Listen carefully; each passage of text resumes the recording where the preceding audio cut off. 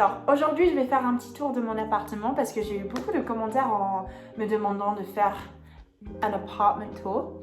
Alors je vais faire ça et j'ai trop hâte parce que j'adore mon appartement déjà. C'est comme mon petit cocon à Paris et du coup ça me fait trop plaisir de le partager avec vous. Ça me semble hyper intime parce que c'est là où je passe la plupart de mon temps. Et ouais, alors ça va être trop fun. Aussi, d'abord, je voulais juste dire que c'est pas moi qui paye le loyer, ce sont mes parents. Et j'ai beaucoup de chance. Je suis très reconnaissante pour ça. Et j'ai aussi fait beaucoup de recherches pour trouver cet appartement l'année dernière. J'ai visité plein d'apparts et j'ai eu la chance de trouver celui-là parce qu'il est trop parfait, vous allez voir. Alors, ouais, on commence, j'ai trop hâte.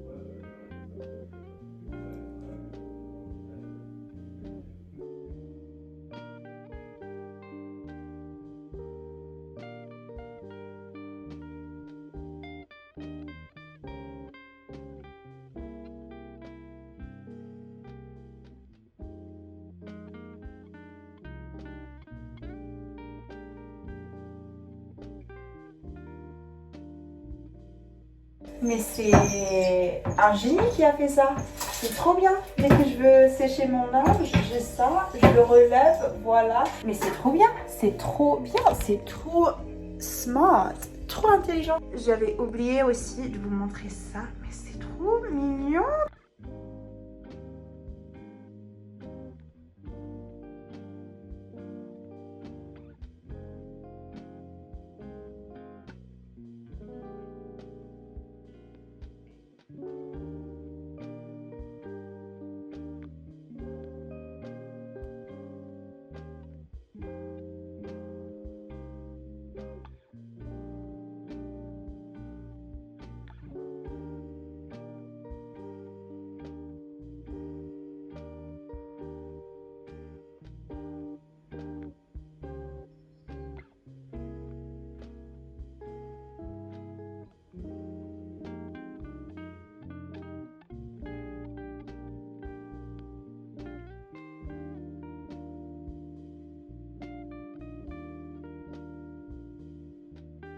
Je vais vous parler un peu des livres qui sont sur mon étagère. Les livres ici ne sont pas à moi, ils appartiennent à des locataires anciens, sauf Atomic Habits.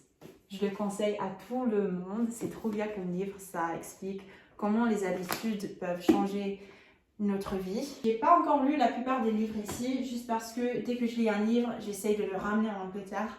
Comme ça, j'ai pas plein de livres à transporter à la fin de l'année. Qu'est-ce que j'ai Les fleurs du mal, trop beau, j'adore la poésie de Baudelaire. Fable de La Fontaine, j'aime bien les histoires morales et les histoires philosophiques. Et Fable de La Fontaine, c'est un peu ça, trop bien. Como agua para chocolate, no lo he leído, pero me gustaría leerlo. Me ha dicho que es muy bonito como libro. Oliver Twist, pero en español. No es lo mío.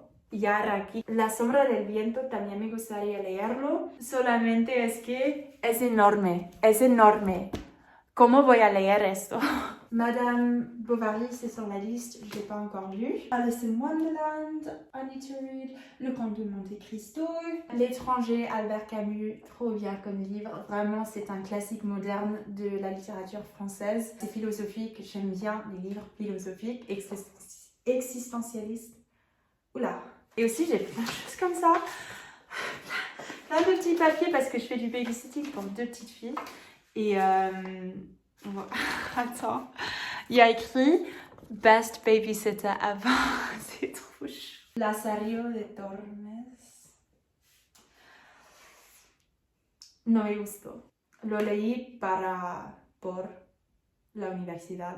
No me gustó. Pero es interesante estudiarlo. Una de las primeras novelas picarescas, no es mi favorito. Neil Gaiman, Norse Mythology, so good. Je l'ai acheté dans l'aéroport et je suis trop contente d'avoir acheté. J'adore la mythologie de toutes les cultures. Et je savais même pas que Thor, Loki, tous ces personnages ils viennent de la mythologie norse. C'est trop bien et c'est trop bien écrit. Ce sont des petites histoires vraiment très faciles à lire. Mythos, il faut que je le lise. Alors, Camille Laurence Fille, je l'ai vu en magasin et ça m'a tapé à l'œil. Alors, je l'ai acheté et je l'ai lu. C'est incroyable comment elle exprime qu'est-ce que c'est d'être une fille. Elle l'exprime hyper bien et je pense que ça m'a touchée beaucoup. Elle évoque juste vraiment ce que c'est d'être une fille. Et elle évoque plein de thèmes féministes à l'intérieur, comment sont traitées les femmes. C'est très intéressant. Mais oui, très beau comme livre. Girl with the Power Earring. Pas ouf. Pour moi, c'était pas terrible, juste parce que ça m'a pas touchée. Là, j'ai 3 peintures de Monet. J'adore Monet, les impressionnistes en général. J'ai acheté celui-là à la maison de Monet, à Giverny. Je conseille vraiment d'y aller. Là, c'était où encore?